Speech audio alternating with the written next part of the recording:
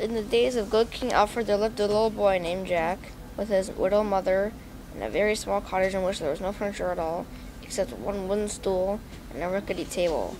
So Jack and his mother had to sleep on the floor. They were still very, very poor, and this was exceedingly uncomfortable.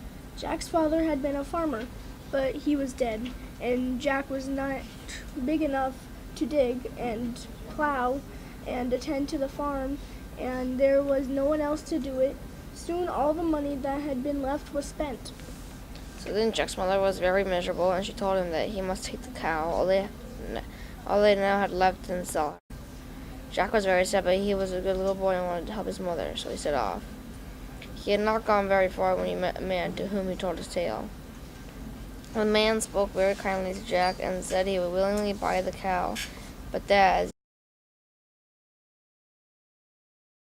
his hat, and the man filled it with beans, saying that they would grow to be wonderful plants and would make his fortune.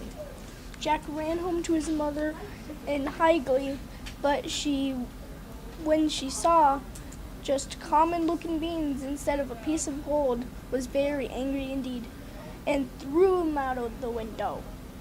Jack was very unhappy and cried himself to sleep that evening, but when he awoke, on looking out of the window, a wonderful beanstalk, strong and tall, so tall indeed that the top was somewhere right up in the clouds and not to be seen.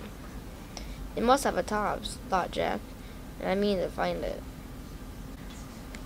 So he began climbing up the beanstalk, and he climbed and at last reached the top, which brought him onto a mountain where there was a beautiful fairy who showed him a big castle at some little distance and told him that in that castle lived a dreadful giant who was very fond of roast boy for dinner, but that Jack must behave, and then he would get a great deal of money, for the giant was exceedingly rich. Jack thanked the kind fairy and went on to the castle. There was a big door, and he had to stand on tiptoes to knock, and the knocker was very heavy, but he managed it at last, and then he saw a face looking out of the window. Jack at first thought it must be the giant, but it was only the giant's wife.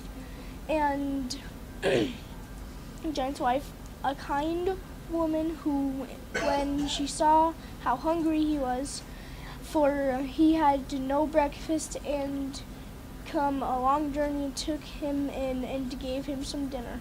Jack was enjoying it very much when the giantess, looking dreadfully frightened, said, Oh, here comes my husband. What shall I do if he sees you? He will have you roasted. Jack was rather nervous at this, so he asked the woman to hide him, and she put him in the copper. Then there was a terrible knocking and stomping.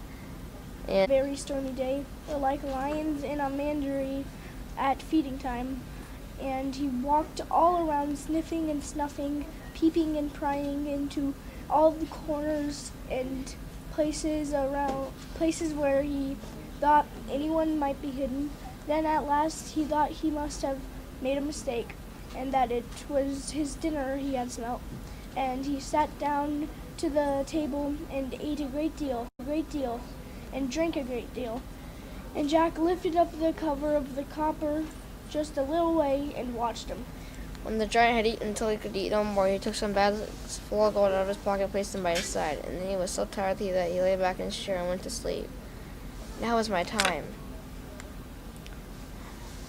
thought Jack, so he climbed out of the copper and crept up to the giant. He seized the bags of gold and ran to the window, jumped out, climbed down the beanstalk, and so reached home. Jack's mother was delighted to see him again, and very much astonished and pleased when she saw the gold while the giantess was feeding Jack. She had told him of a wonderful hen which her husband owned, which she said laid golden eggs.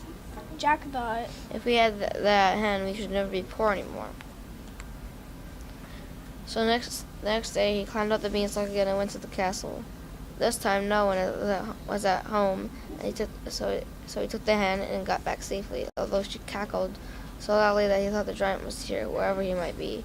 And once more Jack went to the castle, this time to fetch a lovely golden harp, which sang beautiful songs when it was told. He got into the castle all right and took the harp while the giant was having his afternoon sleep. But the harp began to call out in a very loud voice. Master, wake, wake. And the giant did wake, and he rushed after Jack with his dreadful club in his hand. Jack got into the beanstalk and clambered down as quickly as he could. As he got to the bottom, he felt the stalk swaying terribly, and looking up, he saw the big, fierce giant coming down after him. Jack's mother came running out of the cottage, and she fetched a hatchet, which she gave to Jack, and he hacked away at the beanstalk, and at last cut it right through. Then it came stumbling down, and the giant too, and he fell on his head and was killed dead as a stone. So Jack and his mother now had enough and lost despair and lived happily the rest of their days. The end.